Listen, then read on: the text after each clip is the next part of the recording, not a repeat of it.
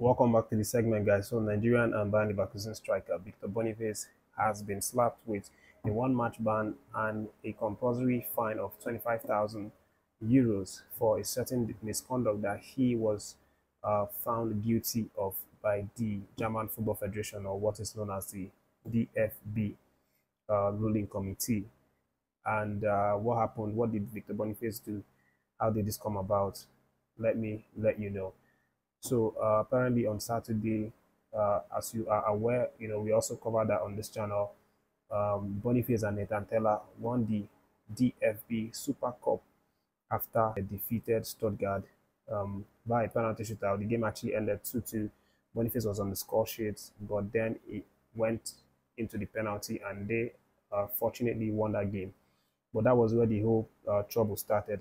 When Boniface was celebrating, he was allegedly to have, stuck out the middle finger to the fans of Stuttgart and also some of the players.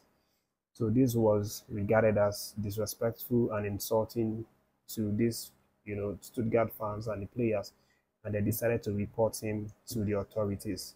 Um, so that was how this whole thing started, and then the committee, that's the DFB committee, decided to start doing investigation. But in all their investigation, they couldn't really find a clear picture or footage where Boniface was sticking out the middle finger, insulting these fans or the players.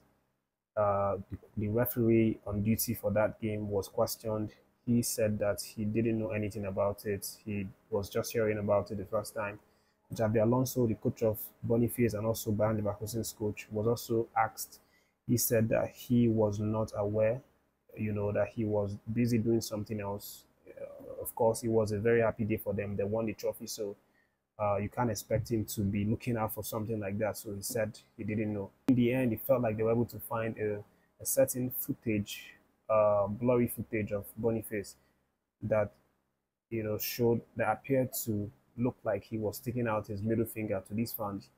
And long story short, they decided that he is guilty as charged, and now they obligated it that he's going to pay a fine of 25,000 euros and then miss their upcoming game this Friday against Mönchengladbach, which is actually their first game of this season. And then Leverkusen is going to be the ones to pay that fine on his behalf, which means that they are removing Boniface's salary and paying that fine. Of course, it's going to be very, very bad. He's going to feel really bad.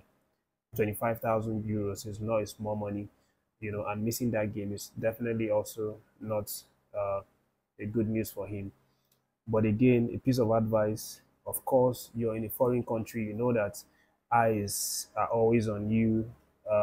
It may seem like they like you because you're playing well, you're winning the Rookie of the Year award, but people are waiting for you to do this slightest mistake, slightest thing that they would call offensive, and then pick that thing to punish you. That is what's happening right now. I don't think Victor Boniface is the only person that does gestures and all of that, but we've seen this. We've seen that he has, now been punished for doing so. But again, that it is what it is. He's going to miss out. He's going to live with it. Obviously, he did it, so he's going to be responsible for it. But then moving over to the next gist, let me let you know that a certain NFF's official has now reached out to the media, where he claimed that the reason why the new coach, has not been announced yet by the NFF is that they're actually uh, trying to be sure, or trying to raise money for at least the next 10 months, raise money to be able to pay the coach for the next 10 months before they are able to announce him. They don't want it to be that they only have the coach salary for 1 month, 2 months, 3 months, 5 months. They want to gather money, to as much as 10 months salary, so that they can pay the coach for 10 months and then he can start the job. He's saying that why they're actually thinking in this direction is that they wouldn't want a situation whereby they get a coach to sign, and then after 1 month, 2 months, they're finding it difficult to actually pay up this coach. So this is what this unnamed official from the NFF has said, and he also added that the NFF are currently are not they don't have the money per se to get these coaches, but they are looking at getting donations and supports, and that certain people have now pledged to support the NFF in raising funds to pay this coach. So what it means is that the NFF are banking on the promises of certain rich individual Nigerians or businessmen to raise funds for them to sponsor the the salary of the coach. This is what it's now down to. And there's also some rumors that these sponsors, these individual sponsors, these big businessmen that have money, they are looking at donating to NFF for them to be able to fund this coach. And they're also now looking at uh, the option of even including the name of Harvey Renard in the picture. This is definitely crazy. The fact that NFF don't have the money for themselves, they don't have a purse where they can dip their hands in and then get that money to sponsor the salary of this coach. It's unbelievable. I don't know how to even believe this, but it's looking really dicey for us if it's true what this NFS official is saying, that we are depending on certain people's donations to be able to pay for the coach.